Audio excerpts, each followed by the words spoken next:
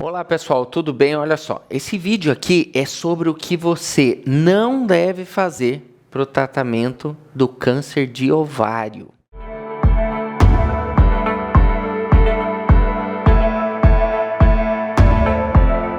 Vamos lá, é o seguinte, quando a gente vai tratar algum câncer de ovário, a gente tem que ter em mente o seguinte, porque isso é que vai nortear a nossa cirurgia. E quando o tratamento do câncer de ovário é feito de forma multidisciplinar, é quando a gente tem os melhores resultados para a paciente. Que resultados são esses? Resultados que a gente fala em sobrevida, ou seja, quanto tempo ela vai estar viva em 5 anos de tratamento. Quantas pacientes dessas vão estar vivas? Isso é a sobrevida da paciente. Quanto melhor for esse tratamento, maior a sobrevida da paciente. Então, a gente sempre sabe que quando a gente tem um câncer de ovário, a gente precisa decidir se ela vai fazer, de princípio, cirurgia ou uma quimioterapia. Por quê? A gente não consegue fazer a cirurgia no início e ela precisa fazer uma quimioterapia para depois ela passar para uma cirurgia. Às vezes a gente faz, e na maioria delas, a gente faz a cirurgia primeiro e depois vai definir qual o tratamento que a gente chama de adjuvante. Então, o que você não deve fazer está aqui, ó. Isso vai fazer diferença nesse tratamento. Então, quando a gente fala de câncer, a gente tem que ter em mente o seguinte. Toda vez que a gente falar de câncer, aqui em especial a gente está falando do câncer de ovário, a gente precisa colocar a paciente num estadiamento. E o que é estadiamento? É a gente ver de 1 a 4 qual classificação que a gente coloca a paciente, e isso vai depender. A gente sabe aqui que no câncer de ovário, o estadiamento ele é cirúrgico, então vai depender do que a gente vai fazer na cirurgia. Só que imagine você, ou vai passar por uma cirurgia, ou você é o cirurgião. Quando o paciente terminar esse processo, e a gente for definir, baseado no resultado das biópsias, qual o tratamento adjuvante ela vai fazer, às vezes ela nem precise de tratamento adjuvante, mas a gente só vai ter essa definição baseado nesse resultado aqui. Então, imagina que você ou é a paciente ou é o médico que vai receber a paciente com a biópsia. Você não participou do procedimento cirúrgico. Então, o que você não deve fazer é esquecer de descrever o inventário da cavidade.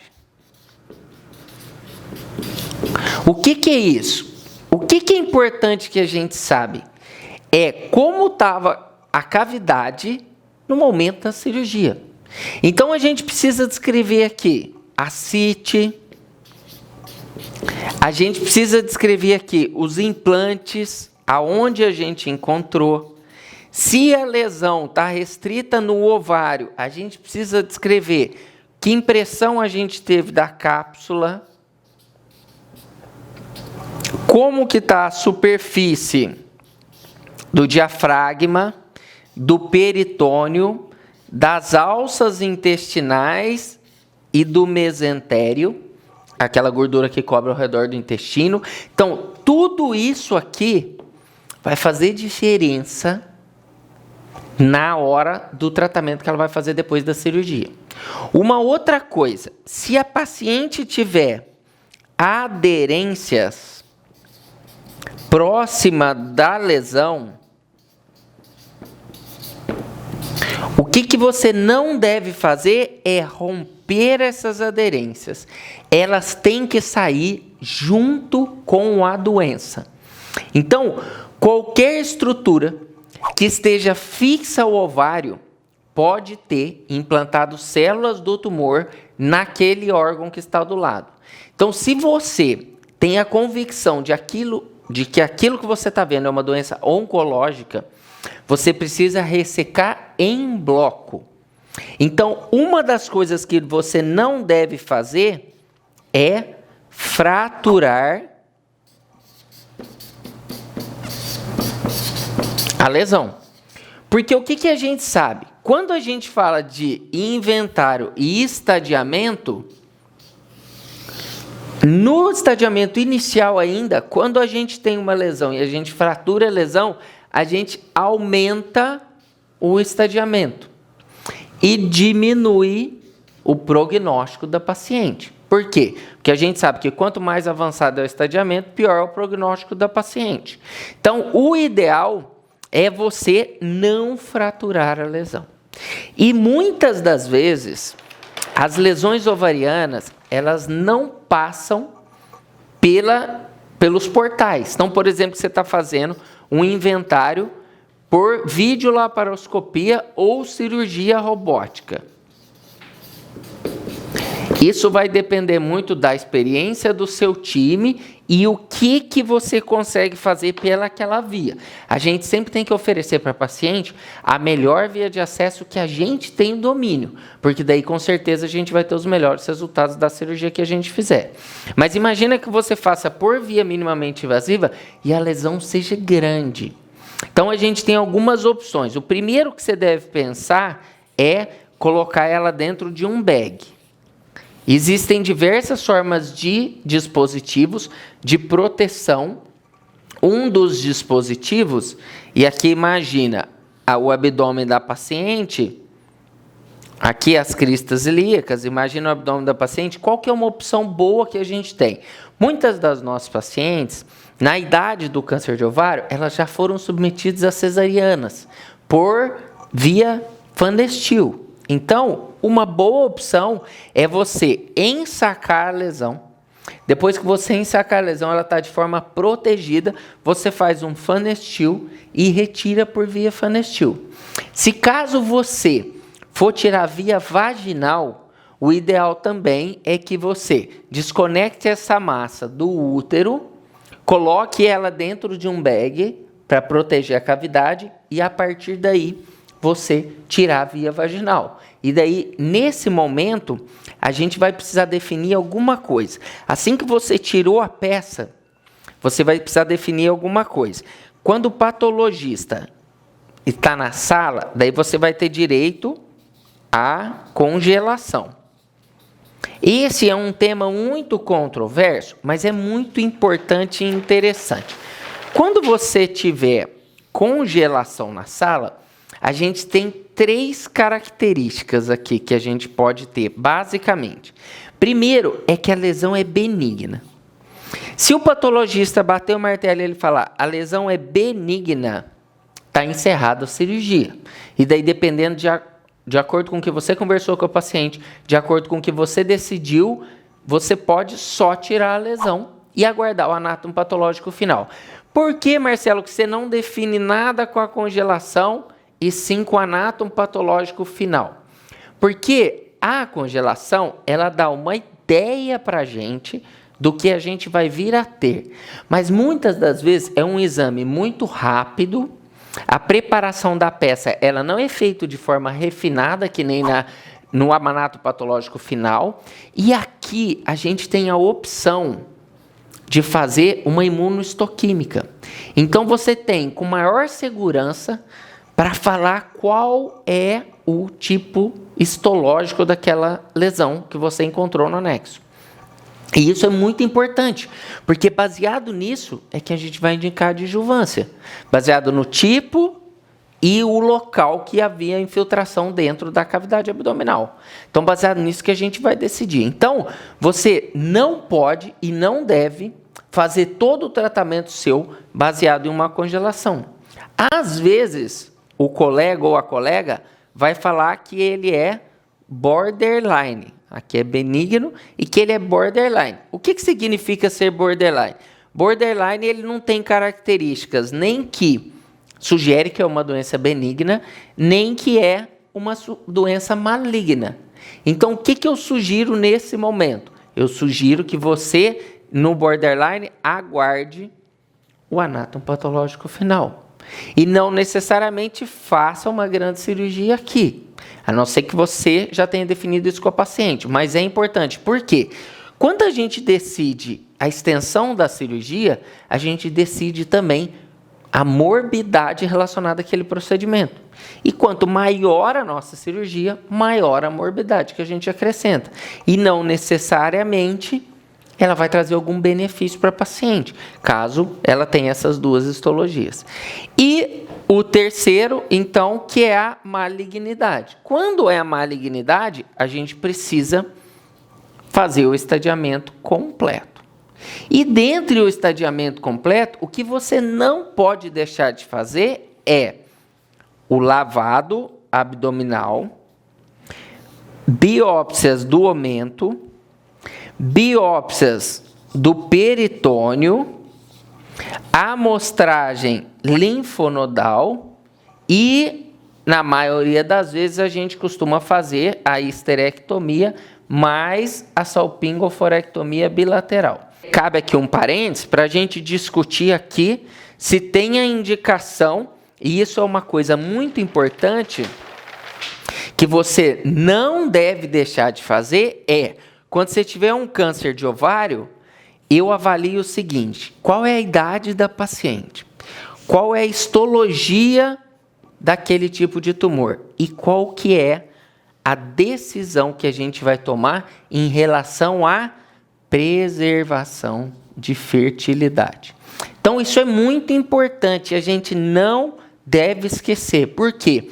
Porque a gente, muitas das vezes, tem a opção de preservar a fertilidade da paciente, apesar da gente ter uma doença maligna. Então, esse não é o momento de agora, da gente falar quais são os critérios, mas a gente tem que pensar para a gente não deixar de fazer isso e propor, por exemplo, a histerectomia com salpingoforectomia bilateral naquela paciente que tem o desejo de preservação de fertilidade. Porque quando a paciente chega para a gente com uma lesão ovariana suspeita e a gente acredita que ela seja maligna, a paciente ela está muito fragilizada e muitas das vezes acaba-se o momento da preservação de fertilidade quando a gente não questiona a paciente se ela realmente tem ou não o desejo forte de preservar a fertilidade. Então, você não deve deixar de perguntar para a paciente isso no início e, a partir desses outros critérios, você vai definir se ela tem ou não chance de preservar e discutir com ela a respeito disso. Se a doença for muito avançada, por exemplo, você não vai indicar preservação de fertilidade e, nesse caso em especial, vai estar indicada a cirurgia completa. Então, a gente sabe, e eu vou falar aqui para vocês, para ficar bem reforçado aqui nesse final de vídeo, que essa é uma das poucas cirurgias em que o cirurgião ou a cirurgiã faz diferença no prognóstico e sobrevida da paciente. É claro que toda doença oncológica, isso faz diferença. Mas pelas características de agressividade das lesões e dos tumores ovarianos, é imprescindível que seja feito o melhor tratamento, e o melhor, eu estou falando o tratamento adequado, oncológico, logo no início da paciente com câncer de ovário. Porque os tratamentos seguintes, se ele não for feito adequado no início, ele torna-se um tratamento, muitas das vezes, paliativo, por causa do tempo entre o tratamento inicial e o tratamento que a gente vai fazer subsequente a esse que foi realizado. Então, gente, só repassando, então, é muito importante a gente ter esses cuidados para tratar as lesões ovarianas que são complexas. As lesões ovarianas, na maioria das vezes, a gente não faz biópsias dela. E a gente vai abordar a lesão assim que a gente faz o diagnóstico. Então, vamos supor que você tem uma paciente jovem, com uma histologia agressiva, mas pelos exames de imagem mostra ser uma doença inicial, e a paciente tem desejo de preservação de fertilidade. E você tem um ovário com uma lesão dentro do ovário. E você vai propor para a paciente uma oforoplastia. Se a gente levar em consideração aquilo que eu falei, você vai ter feito um inventário da cavidade, você vai ter colhido o lavado, feito as biópsias, a aumentectomia, a amostragem linfonodal, depende da sua expertise, o nível e extensão que você vai fazer, mas quando você partir para o ovário, vamos supor que ela é uma lesão sólido-cística. Então, você não pode fraturar a lesão. vamos supor que a lesão está aqui. Qual que é o objetivo nosso? Fazer uma oforoplastia e manter aquele ovário. Então, o que que eu recomendo? Que vocês coloquem um bag abaixo da lesão e trate a lesão dentro do bag. A partir do momento que você seccionou a lesão caiu no bag, você vai fechar esse bag e vai tirar a lesão para fora da cavidade. E daí você pode ou tirar pela via Phanestil, aquele que eu mostrei para vocês, ou até mesmo pela região da cicatriz umbilical. Aí como que você vai fazer? Você tem lá, por exemplo, 3 portais.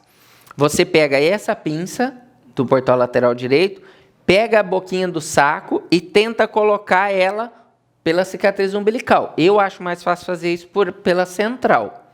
Pega pelo fio e passa por aqui. Tira o fio para fora, tira o trocáter e expõe a boca do saco aberta. E você vai trabalhar na lesão, se ela for cística, você vai trabalhar na lesão ela dentro do saco. Cuidado só para não furar o saco. Porque se furar o saco, as células que forem dali, tumorais, elas podem entrar em contato com a cavidade peritoneal e abdominal. E daí sim, você disseminar a doença. Então isso é muito, muito, muito importante que a gente fale e que se faça. E por último, uma coisa muito importante que você não deve fazer é você fazer o inventário da cavidade por uma incisão de Phanestil. Isso você não deve fazer. Por quê? Porque você não consegue. Por mais que você tenha exposição, por mais que os colegas ajudem, você não consegue. Você não seccionou o músculo está aqui, e você abriu o espaço na ráfia mediana, e você não consegue aqui visualizar, por exemplo, os diafragmas, você não consegue por aqui ver a superfície do aumento de forma completa, você não consegue por aqui ver a superfície peritoneal toda, você consegue por aqui fazer um lavado, abordar os 2 ovários e o útero. Isso daqui provavelmente você consegue. Você consegue fazer a abordagem linfonodal pélvica, se você quiser, mas você não consegue estender essa abordagem para os linfonodos do reto peritônio. Ah, Marcelo, mas tem indicação? Não vamos discutir se tem ou não, mas se houver doença linfonodal, a gente sabe que o estadiamento aumenta. Então você precisa explorar o reto peritônio. E isso é feito em toda a cirurgia por câncer de ovário, porque quando você passar esse relatório para o colega que vai fazer a adjuvância, ele vai ter certeza e convicção de onde havia doença na cavidade. E por último, essa daqui foi a penúltima, a última é, caso você opte por ressecar a doença, você não deve deixar doença na paciente. Então, essa mensagem aqui é muito importante porque, lembra que eu falei lá no comecinho, às vezes a gente tem condição de fazer a cirurgia de início. Às vezes a gente não tem condição de fazer a cirurgia de início. E por diversos fatores. Se você não tiver condição de fazer a cirurgia do início, e o que é não ter condição? É não ter estrutura ou equipe suficiente para tirar toda a doença que você encontra na primeira cirurgia. Se você acha que não vai sair toda a doença, é melhor fazer uma biópsia e encaminhar a paciente para fazer uma quimioterapia neoadjuvante. E após a quimioterapia neoadjuvante, a gente costuma fazer de 3 a 6 ciclos, mas após 3, a gente faz o reestadiamento da paciente aqui de forma com exames laboratoriais, exames de imagem e define se a gente vai operar a paciente aqui. Essa chama cirurgia de intervalo. E caso aqui a gente não consiga tirar toda a doença, a gente precisa completar os 6 ciclos e após então decidir por uma cirurgia estadiadora sim ou não pós-quimioterapia. Certo, pessoal? Espero que esse conteúdo aqui tenha ajudado vocês. Se você ainda não faz parte do canal, clica aqui no sininho aqui embaixo para você se cadastrar. E toda vez que a gente colocar um vídeo aqui no canal, você vai receber uma notificação de que tem vídeo novo, tá bom? Boa semana para todo mundo.